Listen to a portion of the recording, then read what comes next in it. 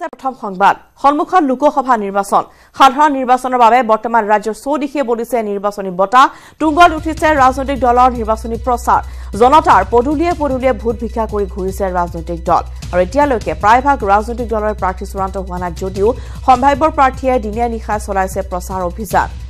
আৰু বিভিন্ন প্ৰান্তৰ ৰাজনৈতিক দলসমূহৰ তৎপৰতা দেখিবলৈ পোৱা গৈছে সমান্তৰালভাৱে সকলো জনগণ বৰ্তমান সাজু হৈছে ভোটদান কৰিবলৈ গতিকে এই মুহূৰ্তত আমি ৰাজ্যৰ ভিন্ন প্ৰান্তৰ পোনপটীয়া সম্প্ৰচাৰ আগবঢ়াম এই মুহূৰ্তত আমি গৈছো ডিব্ৰুগড় টমাছ বুঢ়াগোহাঁইৰ কাষলৈ টমাছ আপোনাৰ কাষলৈ আহিছো আৰু নিৰ্বাচন সমাগত গতিকে দলৰ মাজত তৎপৰতা বৃদ্ধি পোৱা পৰিলক্ষিত হৈছে সমান্তৰালভাৱে জনসাধাৰণেও নিজৰ পছন্দৰ প্ৰাৰ্থীক আদৰিবলৈ সাজু হৈছে নিৰ্বাচিত কৰিবলৈ সাজু হৈছে গতিকে ডিব্ৰুগড়ত কেনেধৰণৰ ব্যস্ততা দেখিবলৈ পোৱা গৈছে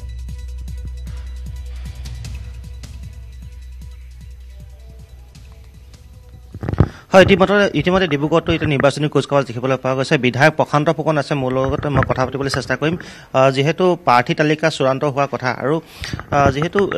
প্ৰাৰ্থী তালিকা বিজেপিৰ চূড়ান্ত হ'বলৈ ইমান সময় কিয় প্ৰয়োজন হৈছে বুলি ভাবে কিছু কিছু ঠাইত প্ৰাৰ্থী নিৰ্বাচন কৰিবলৈ অসুবিধা হৈছে নে বিশেষকৈ তেজপুৰ নিচিনা জেগাত বা বিভিন্ন ঠাইত নহয় চাওক আমাৰ যিসকল কেণ্ডিডেট আছে কেণ্ডিডেটবিলাকৰ ডিফাৰেঞ্চিয়েটটো পইণ্টৰ পাছত যিটো থাকে তেনেকুৱা ডিফাৰেঞ্চ সেইকাৰণে অলপ আইডেণ্টিফাই কৰিবৰ কাৰণে অলপ অসুবিধা হৈছে আৰু আপোনাৰ বিভিন্ন জনগোষ্ঠীৰ লগত সম্পৰ্ক ৰাখি আমি যি ধৰণে চলি আছোঁ সেইকাৰণে আজি আমাৰ কেইটামান সমষ্টিত আমাৰ প্ৰাৰ্থী ঠিক কৰাৰ ক্ষেত্ৰত আমাৰ অলপ অসুবিধা হৈছে মই ভাবোঁ যে আজি আমাৰ এই 12টা বজাৰ ভিতৰতে আমি সকলো ঠিক কৰি আমি এনেকুৱা ধৰণে ঠিক কৰিব লৈছোঁ যাতে ৰাইজৰ গ্ৰহণযোগ্যতা এজন কেণ্ডিডেট হওক আৰু দলটোৰ ফালৰ পৰা গ্ৰহণযোগ্যতা হওক আৰু যিজন কেণ্ডিডেটে জিকি গৈ আগন্তুক দিনত ৰাইজৰ উন্নয়ন কৰিব পাৰে এই গোটেই ফেক্টৰটো মিলাই আমাৰ অকণমান সময় লৈছে যোৱাকালি দিয়া কথা আছিলে পৰহি যিটো মানুহৰ পাৰিকাৰৰ ঢুকোৱাৰ কাৰণে আমাৰ ষ্টেট মন হোৱাৰ কাৰণে আমি কৰিব নোৱাৰিলোঁ আৰু বোধহয় আজিৰ দিনটোৰ ভিতৰতে আমাৰ গোটেইখিনি কাম কৰি আমি 25 তাৰিখৰ ভিতৰত নমিনেশ্যন দিয়াৰ ব্যৱস্থা কৰিম আৰু ইনডাইৰেক্টলি আমি ভাৰতীয় জনতা পাৰ্টিৰ হৈ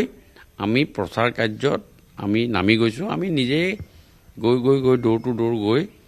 এইবিলাক প্ৰচাৰ কাৰ্য চলাইছোঁ আজি ডিব্ৰুগড় সমষ্টিত প্ৰচাৰ কাৰ্য আজি মই বহু দিনৰ পৰাই চলাই আছোঁ ভাৰতীয় জনতা পাৰ্টিৰ সপক্ষে কি ধৰণেৰে ভাৰতীয় জনতা পাৰ্টি আছে আমি কেনেকৈ আঁচনিবিলাক দিছোঁ আমাৰ বেনিফিচাৰী কিমান আমাৰ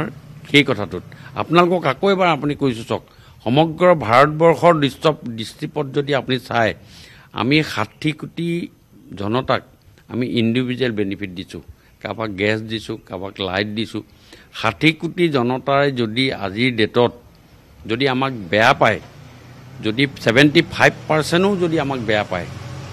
45 কোটি মানুহেও যদি আমাক এই বেনিফিচাৰীখিনিয়ে যদি ভাবে যে নিদিওঁ ভোট 15 কোটি যদিও মানুহে ভোট দিয়ে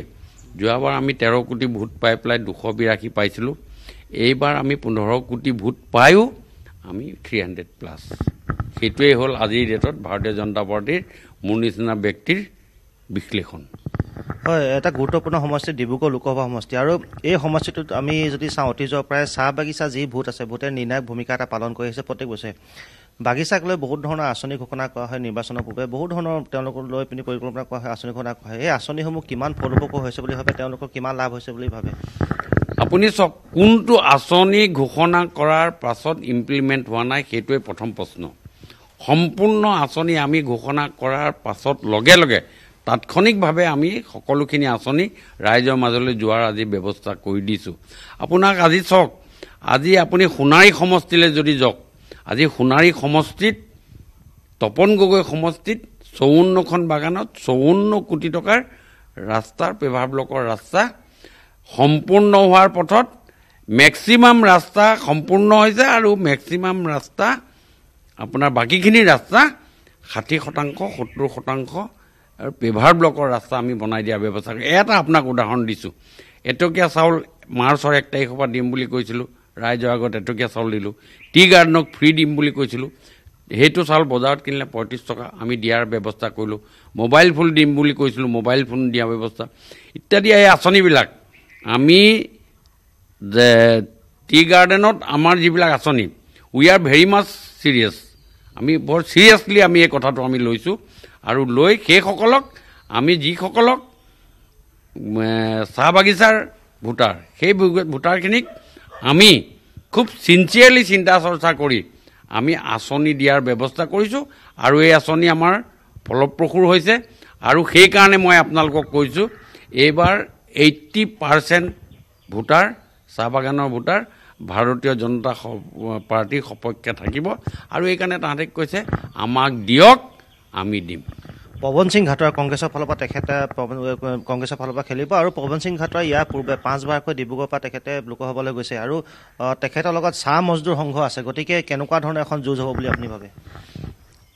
চব এটা সময়ত চাহ মজদুৰ সংঘৰ এটা খুব এক্টিভ এটা অনুষ্ঠান আছিল যিটো